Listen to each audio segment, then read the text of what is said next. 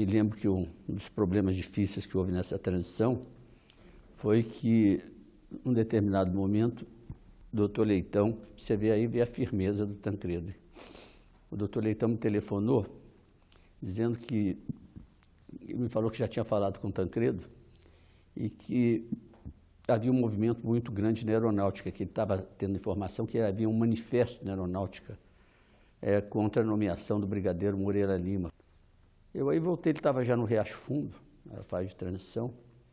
Eu falei, o doutor Leitão disse que está um manifesto na aeronáutica, está correndo uma lista contra a nomeação do Moreira Lima, e que talvez fosse sob o fundamento que o senhor assumia um compromisso com o Délio de nomear uns brigadeiros ligados ao Délio para o Ministério da Aeronáutica.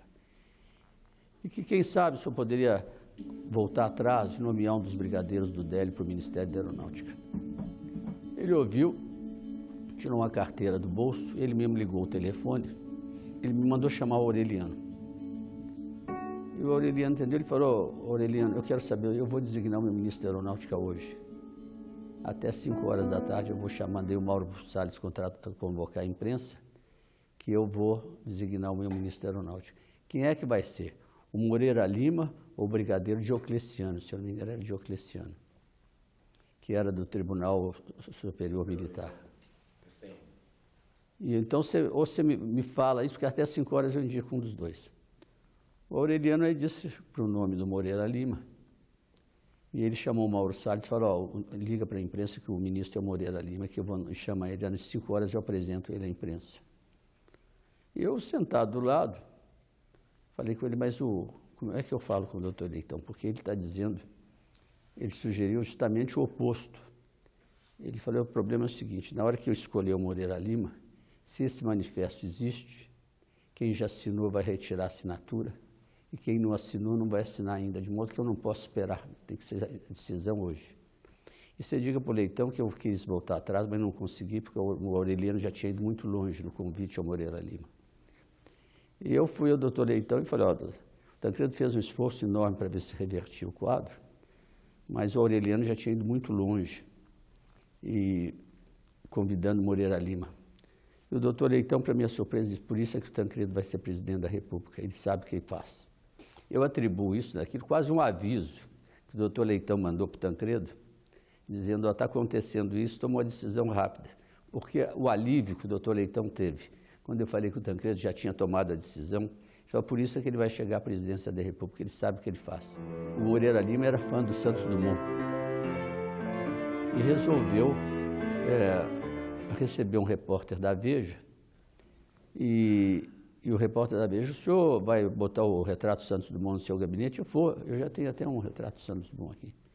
Então eu queria tirar um retrato do senhor com Santos Dumont. O Moreira Lima botou uma cadeira, subiu, tirou o retrato Figueiredo, botou o Santos Dumont e se fotografou. Mas quando ele estava tirando o retrato Figueiredo, o repórter da Veja fotografou. E a Veja fez uma reportagem, Moreira tira retrato Figueiredo. E criou um problema, um mal-estar muito grande, tomou um campo emocional, e o Moreira, já anunciado como ministro da Fazenda, o Figueiredo deu ordem de prisão, Moreira Lima. E mandou ordem para o Délio prender o Moreira Lima. E foi um ministro indicado pelo novo presidente sendo preso pelo antigo. E eu consegui ser recebido pelo Figueiredo, o Zé Aparecido foi ao Délio, e o Délio dizia, ou o Figueiredo muda a ordem ou eu vou prender. E ficamos lá conversando com o Figueiredo um tempo muito grande, até que eu já estava saindo, já estava perto do elevador quando a decisão dele de prender o Moreira Lima, ele manchou de volta, eu falei, sabe uma coisa, eu vou mudar de ideia, eu não vou prender o Moreira Lima, mas você não sabe a dificuldade que eu tenho de dar uma ordem como essa. No dia que ele ia tomar posse, ele preparou os discursos dele e me entregou de manhã os textos dele. Eu fui e tive com o Tancredo Augusto, acredito com o Aécio. Eles me disseram que o doutor Renu achava que o Tancredo tinha que ser operado, mas que ele não estava querendo. Aí eu fui falar com a Risoleta e ela me disse, esse problema é o Tancredo decidir, a decisão é dele. Eu fui falar com o Renault e ele fez uma reunião numa equipe de uns 12 médicos, todos uniformizados, e me disse, resumindo, o Tancredo teve uma crise de apendicite que deu peritonite e tem que operar logo. Falei, ó, o general Ivan disse que tem um avião pronto para levar ele para São Paulo. Ele me disse, ó, se ele não operar dentro de 1 hora, ele morre. Eu não sou responsável. Se o Tancredo sair daqui do hospital, eu não sou responsável pela vida dele. Isso é uma declaração muito forte de um médico perante 12 outros. Eu perguntei, e se ele operar? Ele falou, se operar é coisa simples. É uma coisa muito simples. Ele toma, se quiser tomar posse amanhã, toma, se quiser, toma até depois de amanhã, muito simples. Eu aí, uma decisão difícil, fui lá e falei com o Tancredo. O Tancredo, o Renan, disse que, doutor, que você teve um problema de apendicite e que deu peritonite, que tem que operar, que é uma operação simples. Ele me disse, mas se eu operar o Figueiredo, não dá posse ao Sarney. Eu aí, tendo o Renault me disse, se não operasse desde 1 hora, morria. Eu falei, não, quanto a isso, não. O doutor Leitão me garante que o Figueiredo dá posse ao Sarney. Ele falou, eu quero saber, você me garante que o Figueiredo dá posse ao Sarney? Eu falei, eu tenho a palavra do governo que o Figueiredo dá posse ao Sarney. Ele disse, então diga para os médicos para eles fazerem o que eles acham que tem que fazer. E o Renan mandou operar, operou 3 horas depois. É um quadro também que eu nunca sei o que deu na cabeça do Renan na época. A impressão que eu tenho é que eles também acharam que ia ser mais fácil que foi. E que ia dar um nome muito grande ao hospital de base, o hospital que operou, que salvou o presidente. Eles não tiveram uma noção mínima, eles não tiveram uma responsabilidade que a hora exigia para tomar uma decisão fria em relação ao Tancredo.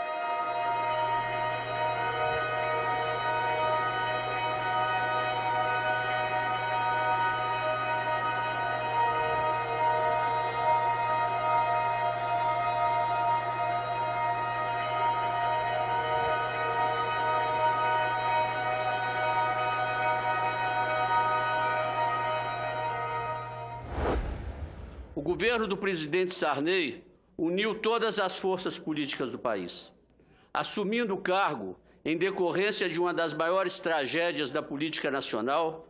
O presidente Sarney, com seu sentimento de grandeza e firmeza que o caracteriza, venceu obstáculos extremamente complexos.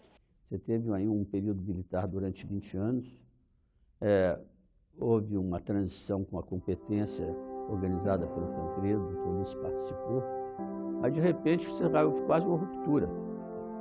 E você vê hoje um vice-presidente, que era de um partido de oposição, assumiu a presidência com as forças que chegaram ao poder, não tinham com ele grande ligação. De modo que ali ele administrou politicamente com a maior competência. A justiça vai fazer, o tempo vai fazer a justiça ao Sarney como o homem responsável pela consolidação. Qual foi o preço que ele pagou? Alguns problemas na área econômico-financeira. Mas dentro daquele quadro existente, se ele realmente resolvesse tomar aquelas medidas de rigidez de política fiscal, monetária, um quadro talvez até um pouco recessivo, que você tinha que tomar para reverter o quadro, eu não sei se ele teria tido condições de manter e de atravessar aquele período dentro de um quadro de normalidade democrática. Porque as forças que chegaram ao poder, o discurso, vamos estatizar os bancos, vamos dar calote na dívida externa, vamos romper negociações com o fundo, vamos gastar, vamos nomear. E ele conseguiu contornar. Eu acho que o Sarney vai passar para a história como o presidente que consolidou o regime democrático no país, que consolidou a abertura e que pagou o preço de ter feito algumas concessões na área econômico-financeira que pressionaram, que fizeram com que as taxas de inflação praticamente chegassem a níveis muito elevados. Se você não tivesse o Sarney de presidente e o Ulisses não fosse presidente da Constituinte, em vez de Constituinte, tinham colocado fogo no Congresso naquela época. Foi a autoridade do Ulisses que ele tinha, a capacidade de liderança, de comando, que permitiu que fosse votada a Constituição de 88. Porque o clima era um clima extremamente radical, era um clima extremamente ainda que se procurava fazer uma Constituição contra o passado. Não se pensava fazer uma Constituição para o futuro. Se precisava desenhar uma Constituição que apagasse tudo que foi feito no regime militar, até decisões extremamente positivas. Então, se votou uma Constituição numa época em que se achava que ser progressista era criar um Estado igual àquele que existia na Rússia, na União Soviética, no leste europeu. Progressista eram os partidos que tinham afinidade com aqueles partidos comunistas do leste europeu. Progressista eram aquelas forças que defendiam a estatização dos meios de produção, a nacionalização dos bancos, a ruptura externa. Esses eram os progressistas. E o doutor Ulisses teve muita autoridade, mas muita mesmo. Se não fosse o doutor Ulisses na presidência, e o secretário-geral da mesa, que era o Paulo Afonso também, que sabia como administrar, eu acho que em vez de ter votado uma Constituição, teriam botado fogo no Congresso. Eu acho que as pessoas que elaboraram e participaram da elaboração da Constituição, eles não tinham muito exato o que era uma Carta Constitucional, que devia tratar dos direitos fundamentais da pessoa humana, das garantias individuais, da organização do Estado, da competência dos entes federativos, da competência dos poderes, e entraram muito no detalhe, acharam que confundiram que a Constituição devia conter dispositivos que eram próprios de uma legislação ordinária. Havia a mesma preocupação, o que foi feito no passado tem que ser desmanchado, e esse foi também um dos erros da Constituinte de 1988. A Constituição é uma carta de princípios. Ela não pode ser nem liberal nem socialista. Ela tem que estabelecer regras de alternância do poder, para que o dia que os liberais chegassem ao poder pudessem conduzir uma política de liberal e o dia que os socialistas chegassem ao poder pudessem conduzir uma política socialista.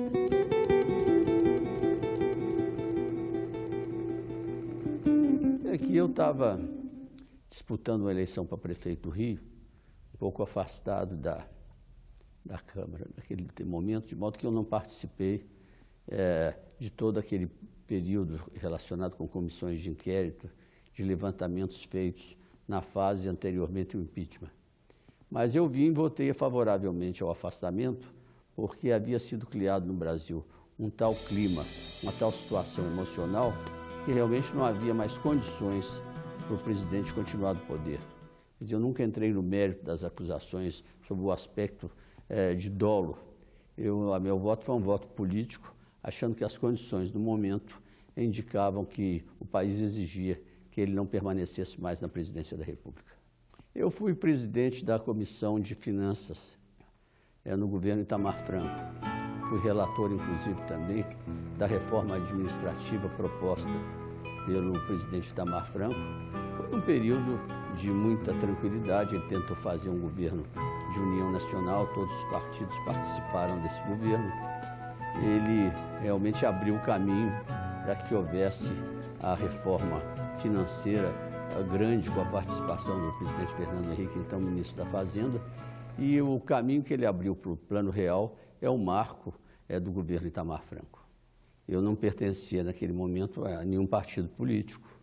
Anos atrás tinha se filiado ao PTB em Minas, depois não tinha mais nenhuma filiação, e eu participei desse movimento de transição democrática na condição de pessoa relacionada ao Tancredo, que tinha ligações grandes também com o grupo que estava no poder, naquela época chefiada pelo presidente Figueiredo, de modo que foi em caráter pessoal, mais pessoal que partidário a minha participação.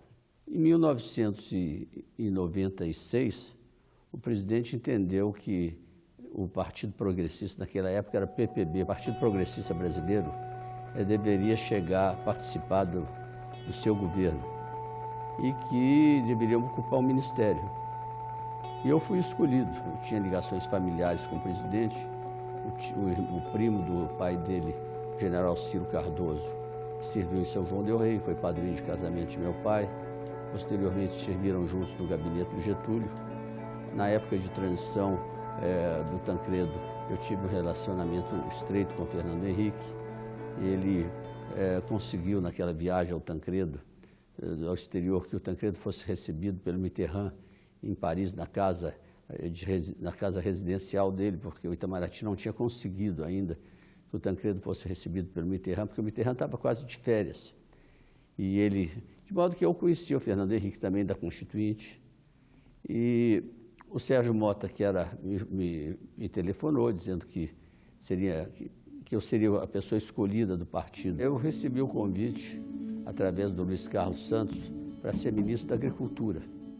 Mas eu mostrei que eu sendo o meu partido, o Partido Progressista, naquela época era um partido tinha muitos ruralistas, pessoas que foram eleitas e que tinham uma ligação muito grande com a agricultura e que certamente não receberiam o meu nome. Eu nunca tive não foi aquele parlamentar que tinha as ligações com a agricultura que tinham outros. Modo que eu achei que não tinha sentido que eu fosse o homem do partido para ocupar o Ministério da Agricultura.